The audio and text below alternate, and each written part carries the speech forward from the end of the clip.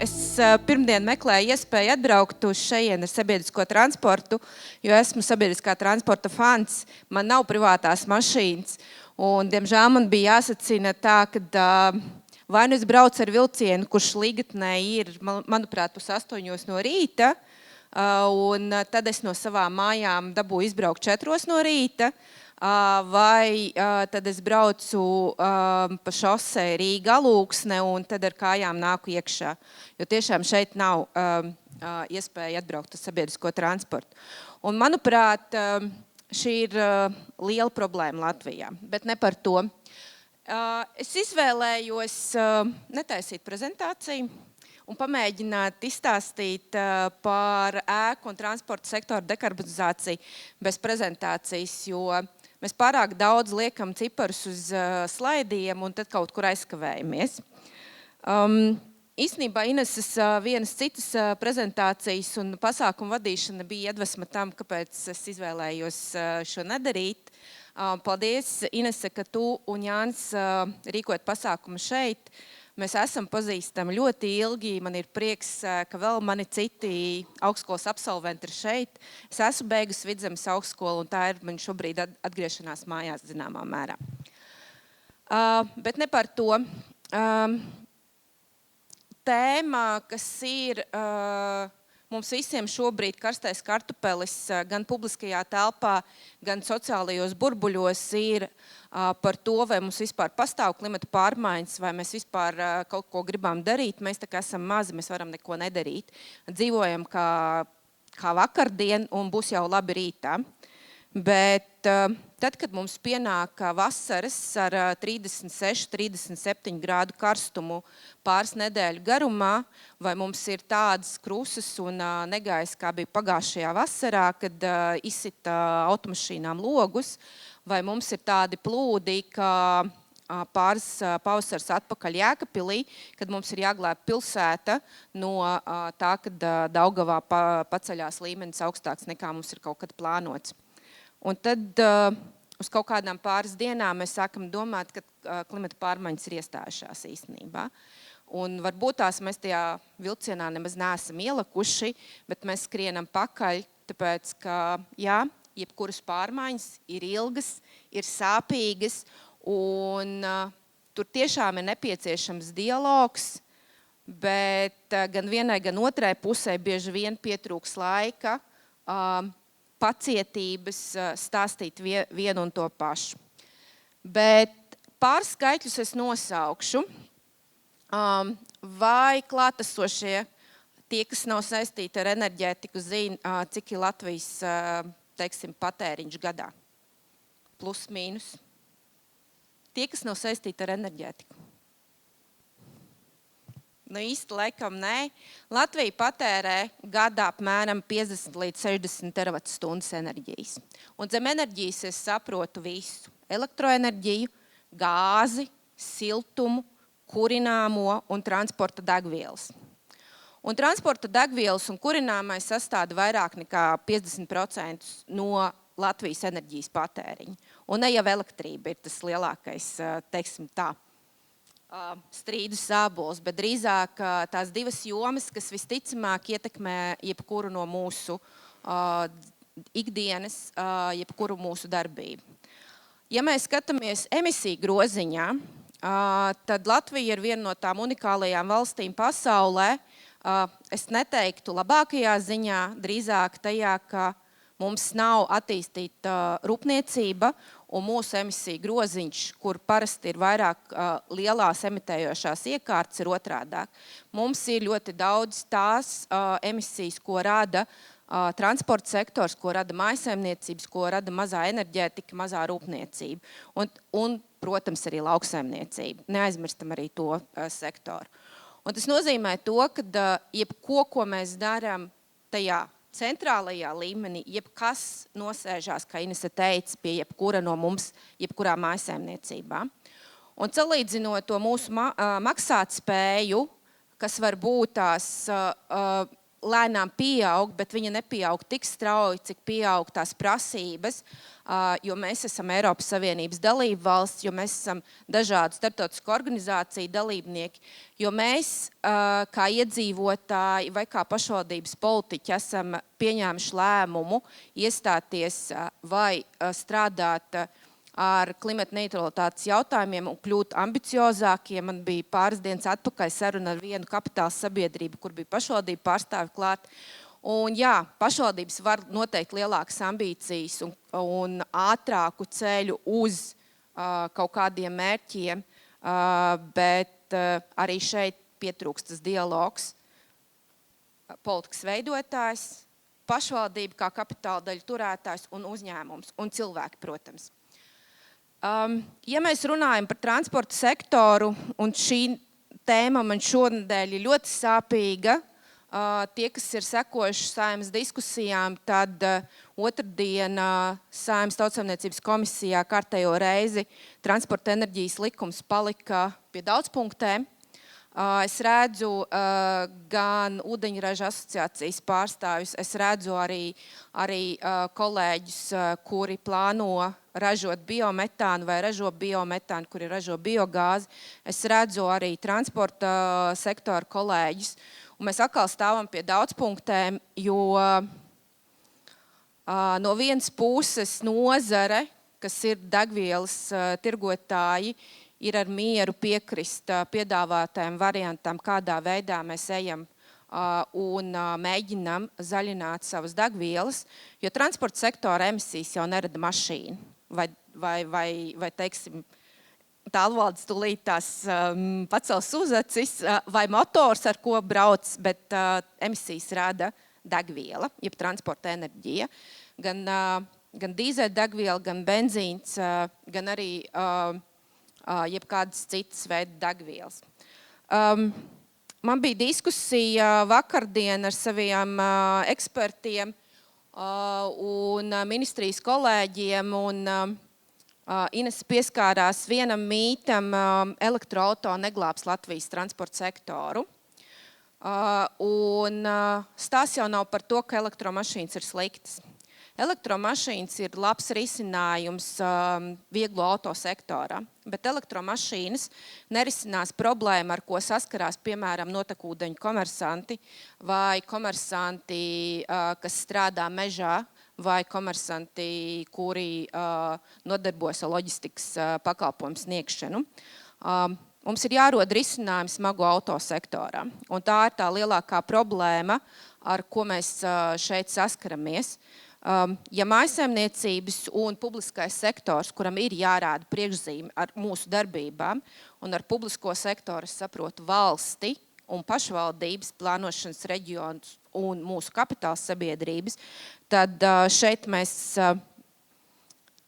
un tā ir arī mana pieredze, mums vispirms patīk vairāk uzlikt pienākums komersantiem, mājsaimniecībām, un mēs pēc tam kaut kādus lēmumus pieņemsim. Mēs paskatīsimies, cik tas maksā vai vispār mums tas der. Un tad ir pārtegas princips, jo mēs operējam ar publiskajiem līdzekļiem, ar mūsu nodokļu maksātāju resursiem, un pie jebkuriem investīciju lēmumiem, pie jebkuriem politikas lēmumiem būtu jāpiemēro princips energoefektivitāte pirmajā vietā. Es zinu, ka jums daudziem energoefektivitāte saistās ar to, ka tas ir stāsts par ēku siltināšanu. Bet energoefektivitātes koncepts ir bišķiņ plašāks. Šis ir stāsts par racionālu resursu izmantošanu. Un ar resursiem es saprotu naudu, ar resursiem es saprotu laiku, ar resursiem es saprotu arī savas darbības. Vai, piemēram, ja mēs izvēlamies atjaunot ēku, vai kāds rēķina dzīves cikla izmaksas šādas ēkas atjaunošanai, vai kāds rēķina īstenībā tos ieguldījumus, ja mēs šo ēku nojaucam un īstenībā būvējam no jauna, izmantojot jaunākas tehnoloģijas. Un es šeit nerunāju par daudzdzīvokļu ēkām, es šeit runāju par publiskā sektora īpašumā esošajām ēkām. vai pašvaldības un valsts līdz galām ir uztaisījuši savu ēku sektora, savā īpašumā esošo ēku inventarizāciju? Baidos, ka nē. Vai mēs kā publiskais sektors esam uztaisījuši inventarizāciju savām transporta parkam? Baidos, ka nē. Vai mēs veicot kaut kādus pasākumus vai domājot par investīciju lēmumiem, mēs rēķinām izmaksu atmaksāšanās periodu vai tikai tādēļ, ka reku ir parādījusies kaut kāda atbalsta programma un mēs ātri taisam kaut kādus projektus. Šīs ir visas tās neskaidrības, kas peld mums gaisā, un tas prasa mums pašiem arī laiku apsēsties un padomāt un apdomāt. Man ir bijis tas gods strādāt visos līmeņos. Es esmu strādājusi pašvaldībā, es esmu strādājusi ministrijā un dažādās ministrijās. Es esmu arī pārstāvējis Latvijas intereses Eiropā, un es zinu, cik ir grūti cīnīties par to, lai tas, kas mums šeit liekas uz vietas superlabs, lai to nopirktu Brisele, lai to nopirktu Parīze, Berlīne vai tajā brīdī arī Londona. Un tad ir prieks, ka pēc pāris mēnešiem ar tādu ideju atnāk Londona vai Berlīne un saka, šitas bija labi. Un tad tu zini, ka tu esi pārdevis savu to preci. Mani Lielbritānijas kolēģi reiz teica, jums latviešiem ir viena slikta īpašība. Jūs nemākat notirgot savas idejas. Un ar to es esmu saskārusies vairāk kārtīgi. Un arī tagad skatoties diskusijās, kur, manuprāt, viens no žurnālistiem tikko ministrijā jautāja, vai vispār ir iespēja, ka 20-30 gadu klimata mērķus atcels? Nav. Šī iespēja nav. Viņus varbūt pārcels, bet atcelt neatcels. Līdz ar to mums būtu jāiet kopā un jādomā, kā mēs virzamies. Tāpēc es jautāju par sabiedrisko transportu un skatos uz tālvaldi. Mums ir ik pa laikam interesants diskusijas, bet transporta sektorā tas viens lielais stāsts, kur es nezinu, kā cīņa beigsies, ir stāsts par to, ka degvielas tirgotājiem, degvielas piegādātājiem ir uzlikts pienākums līdz 30. gadam zaļināt savu portfeli noteiktā apjomā. Un ar zaļināšanu es nesaprotu tikai to, ka viņiem ir jāpiedāvā savās degvielas uzpildes stacijās elektrouzlādes iespējas. Mēs runājam par to, ka dīzeļdegvielai var pieaugt biodīzeli, pirmās paudzes biodīzeli. Jā, tur ir tehniskais limits noteikta apjomā, bet mums ienāk arī otrā paudze modernās degvielas, un šeit es skatos arī gan uz atkritumu kompānijām, gan uz biometānu, biogāzes ražotājiem. Arī viņiem ir iespēja piedāvāt savu produktu. Tas, kas mums ir, mums otrā pusē trūkst šis burkāns sabiedriskā transporta kompānijām, pašvaldībām, iegādātais šādus transporta līdzekļus, kas iet ar biometānu vai kur, teiksim, būtu vienošanās ar publiskā iepirkuma uzraudzības biroju, ka zaļš transports skaitās arī tāds, kurā jūs ielējat arī 50% sajaukumā dīzeļdegvielu ar moderno dīzeļdegvielu, vai jūs lietojat 100% zaļo dīzeļdegvielu. Šis ir stāsts arī par to, ka Eiropas līmenī mums ir dažādi tiesību akti, kuri nav saskaņoti. Un būsim godīgi, arī tur ministrijas nosacīti, ja ģenerāla direktorāti nerunā savā starpā un nāk klajā pretrunīgi tiesību akti, kur dalībvalstis mēģina konsolidēt idejas un mēģina neuzlikt par pienākumu saviem komersantiem, savām pašvaldībām, darīt vienu un to pašu vienlaicīgi, lai būtu izpildītas visas prasības. Tā politikas dizainēšana un veidošana gadu gaitā ir mainījusies, un arī man, kas strādā šajā jomā, un publiskais sektors un publiskā pārvalde ir mans lauciņš, kur es tiešām strādāju un ar sirdi un dvēseli, ir nācies mainīt to, kā es strādāju, kā es vadu savu komandu, kā es prezentēju lietas, kā es mēģinu pārliecināt arī klausītājus. Un tas nevienmēr ir viegli. Man ir viegli runāt par transportu, jo es braucu ar sabiedrisko transportu, un es varu arī sabiedriskā transporta pakalpojumu sniedzējiem teikt, ziniet, nu nav viss tik skaisti un rožaini, kā jūs man stāstat, jo reku ir šāds atgadījums, reku ir tāds atgadījums, un reku mēs varētu domāt arī par sistēmas uzlabošanu. Bieži vien, ja mēs braucam no Rīgas autoostas, mēs redzam, ka iepirkumā, kas ir veikts un ir ilgtermiņa saistības, mums uz manu bijušo dzimto vietu Gaujienu aiziet divstāvīgs autobus. Un tajā ir iekāpis viens cilvēks. Un tad ir jautājums arī kopumā, vai mēs vispār zinām, cik mums ko lieto, kādā veidā, vai mums ir iespējas būt fleksibliem un mainīt arī pakalpojumu, teiksim, to sniegšanas instrumentu. Vai mēs esam gatavi izskatīt iespēju, ka, piemēram, no Ķekavas braucošie cilvēki aizbrauc līdz Rīgas piena kombinātam un pārkāp Rīgas satiksmes autobusos, lai mazinātu transporta plūsmu uz ielām? Vai mēs esam gatavi pateikt, nezinu, ka Cēsu vēsturiskais centrs ir tikai domāts kājām gājējiem? Jā, šīs ir neērtības sākumā, bet mēs visi gribam dzīvot pilsētu vidē un teritorijā, kur ir svaigs gaiss, kur ir zaļi. Mēs negribam trokšņus, bet te pašā laikā mēs gribam piebraukt līdz veikala durvīm. Tad kā mēs esam gatavi vai ko mēs gribam? Jo abas divas lietas vienlaicīgi pilsētas centrā mēs nevaram ielikt. Ja mēs runājam par transportu, man sanāk šobrīd no rītiem izbaudīt to, par ko publiskajā telpā kopš augusta sākuma tie cilvēki, kas brauc Rīgā ar mašīnām no Bauskas puses runā, sēdēt sastrēgumā. Tāpēc, kad lielie būvniecības projekti ir sakrituši laikā, kad skola ir sākusies, tur ir sastrēgumi. Ja no sākuma es varēju ar mikroautobusu Rīgā nokļūt 15 minūšu laikā, tad manā ierastajā laikā, kad es braucu uz darbu, tas sanāk 40 minūtes. Mēs nodedzinām atkal enerģiju, mēs nodedzinām savu laiku. Un, protams, cilvēki ir neapmierināti. Un šī ir lieta, par ko mēs vēl joprojām publiskajā sektorā un nozaru ministrijas neesam iemācījušās. Mēs neesam iemācījušās sarunāties savā starpā. Mēs turpinām katru sēdēt savā kastītē. Mums nav iegājies tas, ko savā laikā valsts kancelē mēģināja virzīt, ka mums ir ekspertu komandas konkrēta problēma jautājuma risināšanā. Viens no jautājumiem, piemēram, varētu būt, mēs ar Selīnu braucām no rīta kopā, ir ēku sektora uzlabošana, mājokļi, un mājokļi mums ir vājā vieta Latvijā.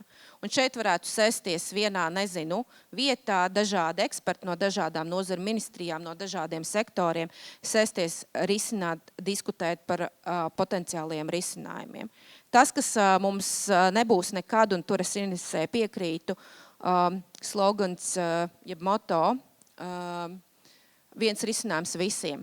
Tas vairs nedarbojās. Un tas ir tas, ar ko mums būtu jābrauc arī uz Briseli un jāsaka. Piedodiet, bet viens risinājums visai Eiropai vairs nestrādā. Ja Kiprā, Maltā problēma ir ūdens pieejamība, tad mums var būt tās problēma ir tas, ka mums ir pa daudz ūdens, jo mums ir plūdi un pali. Tā kā šīs ir lietas, par ko mēs labprāt arī no jums saņemtu atgriezenisko saiti. Es redzu kolēģus, ar kuriem man nācies ir diskutēt dažādos fórumos. Es redzu kolēģus, ar kuriem es nesen atsāku diskusijas, un man ir prieks arī viņus šeit redzēt. Ir kolēģi, no kuriem es mācos, tāpēc, ka man nav enerģētikas izglītības, man nav inženieru ekonomiskās izglītības, bet es cenšos saprast un iebraukt tajā problēmu jautājumā tik tālu, cik es varu to izdarīt. Man ir supereksperti, kuri māks sarēķināt un ietekmi uz cenu, ietekmi uz tarifu vienai, otrai vai trešai problēmu jautājumam. Un tas ir tas arī, ko sarunās arī ar pašvaldību kolēģiem. ik pa laikam tas ir bijis pārsteigums, ka mēs esam sarēķinājuši. Ja mēs darām tā, tad tas varētu būt tā, bet tas ir ilgtermiņā.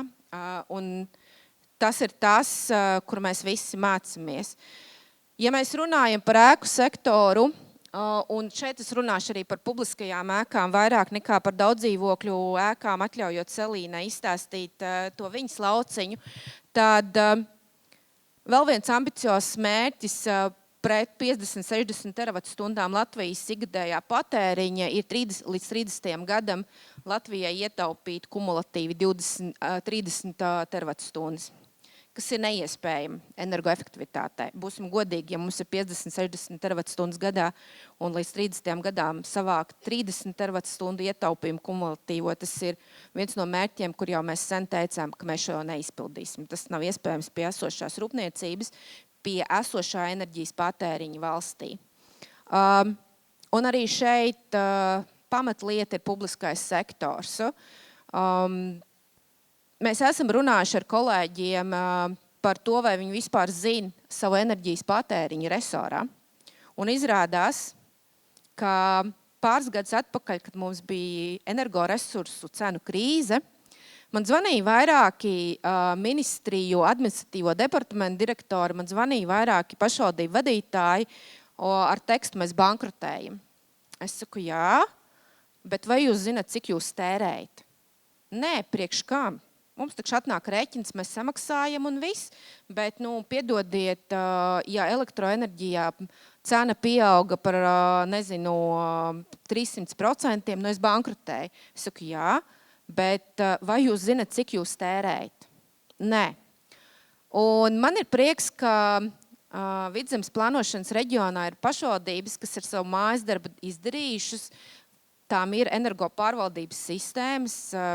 Man bija gods pāris gadus atpakaļ arī runāt ar Alūksni, kas ir viena tāda maza klusa pašvaldība, kas savu mājas darbu izdara klusām, baigi nelapojās, bet tur ir cilvēki, kas saprot, mums groziņā ir šāds patēriņš elektrībai, šāds siltumā, šāds kurināmajām, šāds transportā.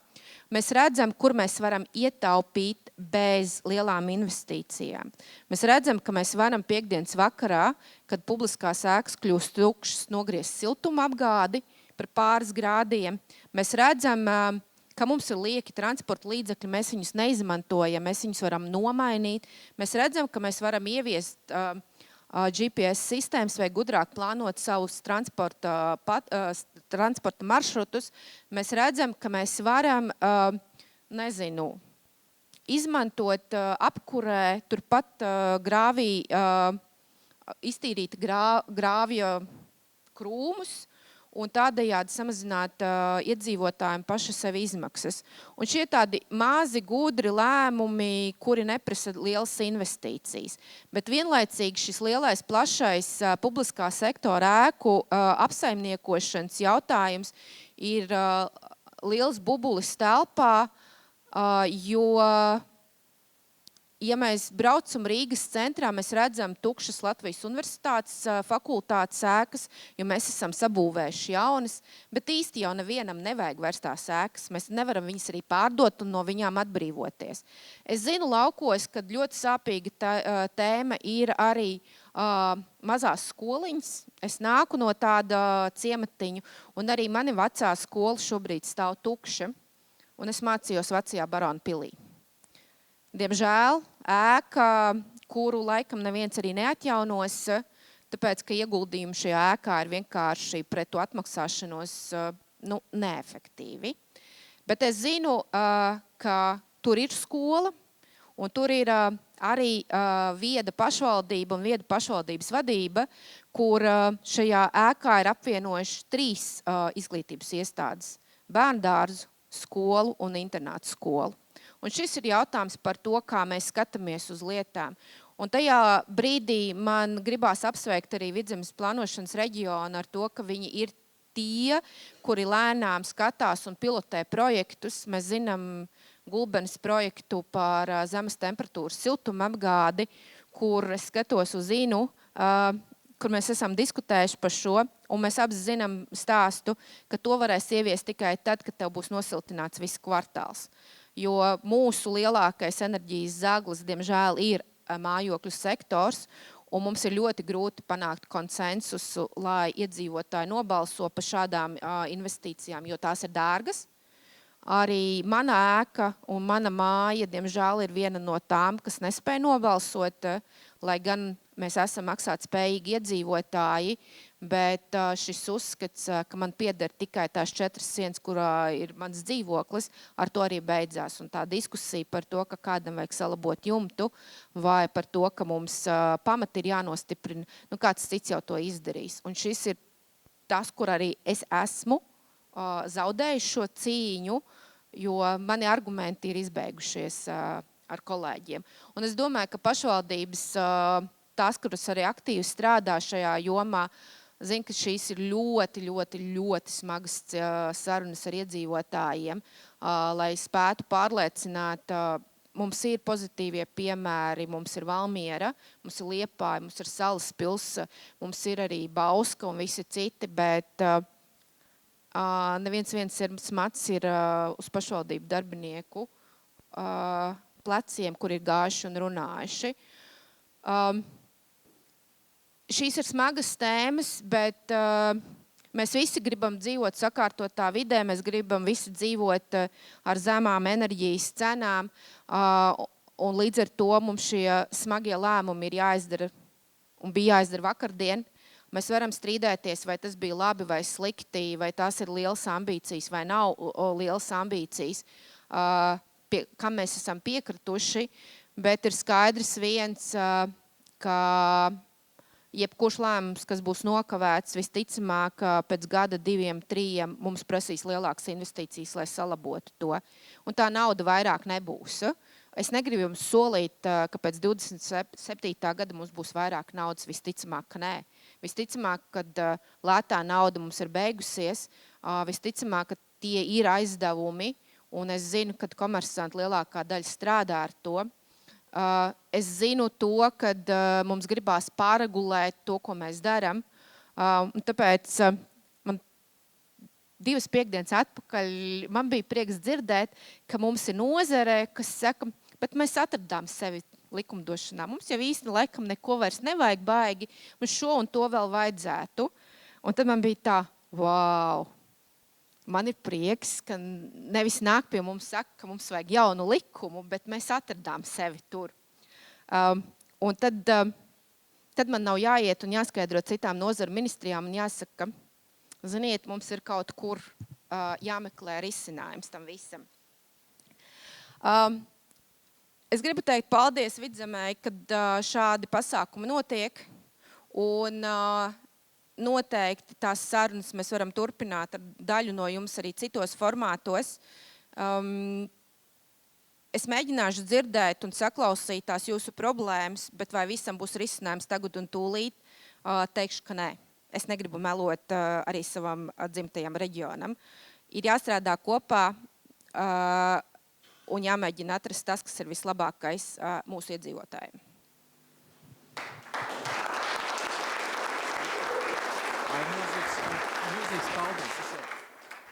Milzīgs paldies, skaidru un gaišu valodu. Man pavisam īsts jautājums, teicāt jau par to, ka transporta enerģētikas likums ir uz pauzes uzlikts, vai kā jūs teicāt, un klimata likums tāpat. Pēc opozīcijas protestiem pati ministrija, jūsu ministrija jau teica, mēs ņemam atpakaļ, mums ir vajadzīgs laiks diskusijām. Un tā būs kaut kādas lekcijas deputātiem, ko jūs organizēsiet? Gan vienā, gan otrā jautājumā lekcijas deputātiem ir bijuši jau kopš pavasara. Likās, ka pavasarī jau šī lekcija ir palīdzējusi un tas konsensus ir panākts, bet līdzīgi kā bērniem, vasaras brīvlaiks izjauca visu, mēs atkal visu aizmirsām. Attiecībā uz transporta enerģijas likumu man ir vēl viena nedēļa, lai piedāvātu kompromisu, ir iespēja maksimālai atkāpšanās. Es nezinu, vai degvielu ražotāja nozare, transporta enerģijas ražotāja nozare būs galīgi apmierināta ar to, bet ir vēl viens mēģinājums. Jūs mēģināsiet, iesiet līdz galam. Protams. Paldies, paldies, paldies.